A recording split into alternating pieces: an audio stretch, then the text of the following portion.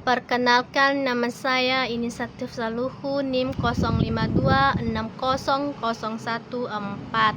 Izin menjawab pertanyaan yang diberikan oleh Pak dosen. Ada beberapa pertanyaan. Soal yang ke-1 ada 5 bagian. 1. Konsep pemahaman dalam penyuluhan pertanian. Bagian yang ke-1, proses pendidikan penyuluhan pertanian adalah proses pendidikan non-formal yang bertujuan meningkatkan pengetahuan, keterampilan, dan sikap petani agar mereka dapat mengadopsi inovasi pertanian yang lebih baik. Bagian yang kedua, komunikasi. Konsep ini menekankan penyuluhan sebagai bentuk komunikasi dua arah antara penyuluh dan petani. Penyuluh tidak hanya memberikan informasi, tetapi juga mendengarkan kebutuhan petani untuk memastikan pesan yang disampaikan efektif dan dapat diharapkan. Bagian yang ketiga, adopsi inovasi penyuluhan bertujuan mendorong petani untuk mengadopsi teknologi atau praktik baru seperti varietas tanaman unggul atau metode pertanian berkelanjutan. Bagian yang keempat, partisipasi masyarakat. Penyuluhan melibatkan partisipasi aktif petani dan komunikasi dalam proses pembangunan pertanian. Ini mencakup pembentuk kelompok tani untuk kolaborasi.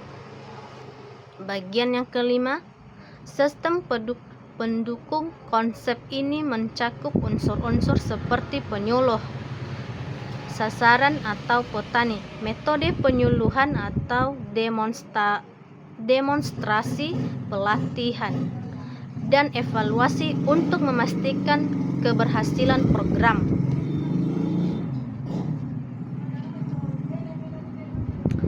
Soal yang kedua, mengapa sasaran penyuluhan disebut sebagai sasaran? Dalam sistem penyuluhan pertanian, sasaran penyuluhan merujuk pada kelompok atau individu yang menjadi fokus utama kegiatan penyuluhan seperti petani, keluarga tani, atau komunitas pertanian disebut sebagai sasaran karena mereka adalah target spesifik yang dicapai oleh program penyuluhan, yaitu untuk mengubah perilaku, meningkatkan pengetahuan, atau mendorong penerapan inovasi. Istilah ini menunjukkan bahwa penyuluhan dirancang sebagai strategis untuk menjangkau dan mempengaruhi kelompok ini, bukan secara acak. Misalnya, sasaran dipilih berdasarkan kebutuhan lokal seperti petani kecil di daerah tertentu agar penyuluhan lebih efektif dan tepat sasaran. Ini membedakan penyuluhan dan pendidikan umum, mana sasaran adalah elemen kunci untuk mengukur keberhasilan program. Soal yang ketiga, mengapa kegiatan penyuluhan yang dilakukan di wilayah masing-masing? Bagian A, identifikasi tema dan sasaran kegiatan penyuluhan berdasarkan pengamatan kegiatan penyuluhan di wilayah saya, atau sebagai contoh hipotetis. Karena ini, simulasi tema kegiatan penyuluhan yang diamati adalah pertanian organik untuk ketahanan pangan berkelanjutan. Kegiatan ini fokus pada pengenalan teknik pertanian tanpa bahan kimia seperti penggunaan pupuk alami dan pengendalian hama arah lingkungan.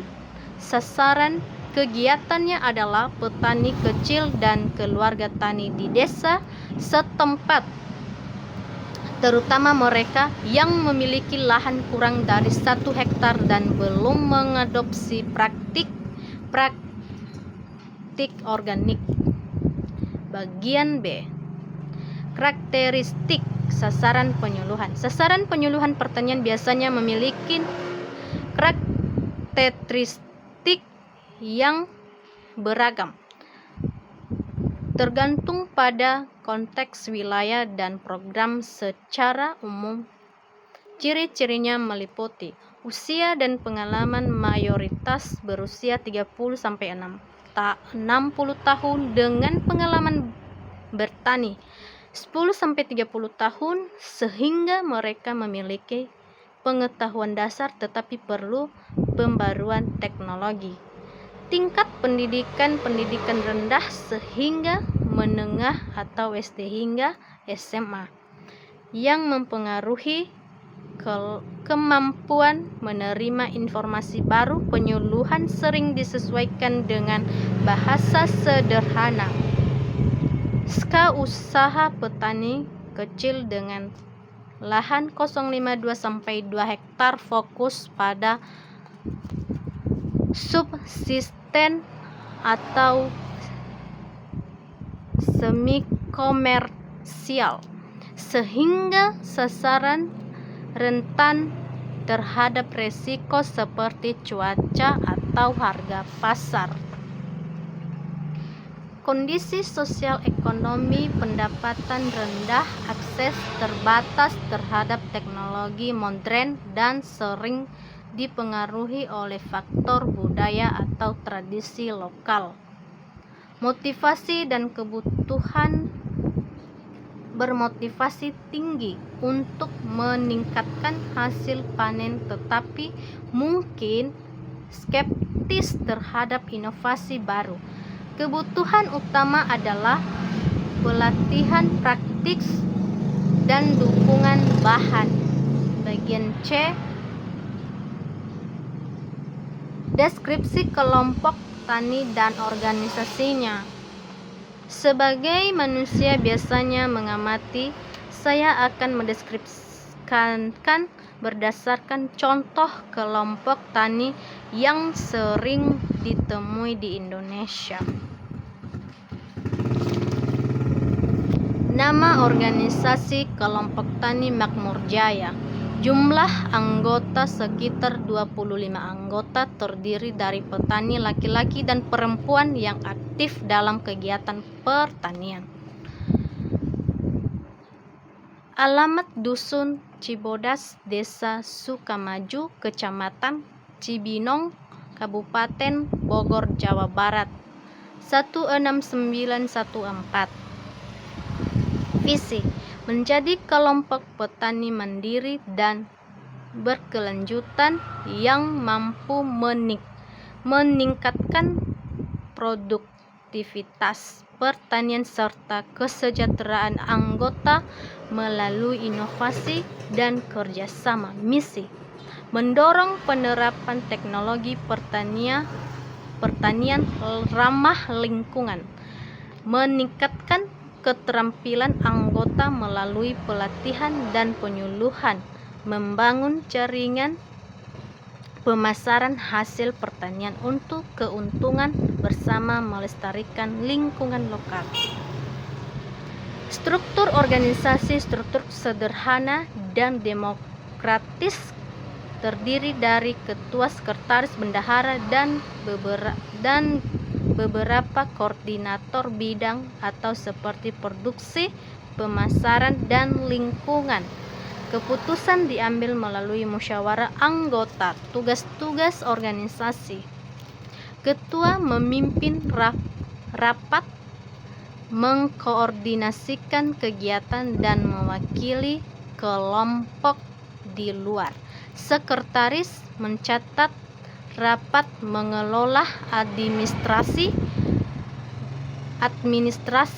dan mengkomunikasikan informasi kepada anggota. Bendahara mengelola keuangan seperti iuran anggota dan pengeluaran untuk kegiatan serta melaporkan keuangan. Koordinator bidang produksi mengawasi praktik anggota pertanian seperti pemilih bibit dan teknik tanam. Koordinator bidang pemasaran mencari peluang penjualan hasil panen dan membangun kemitraan dengan pedagang. Koordinator bidang lingkungan meninjau kegiatan pertanian ramah lingkungan dan mengikuti regulasi. Kelompok ini biasanya terbentuk atas inisiatif penyuluhan atau anggota sendiri dan berperan penting dalam menyukseskan penyuluhan pertanian di tingkat desa. Jika ini berdasarkan pengamatan spesifik, deskripsinya bisa disesuaikan dengan data real. Sekian dan terima kasih jawaban yang telah saya sampaikan. Jika ada kesalahan untuk membaca untuk menyampaikan soalnya, mohon dimaklumin oleh Pak Dosen. Terima kasih.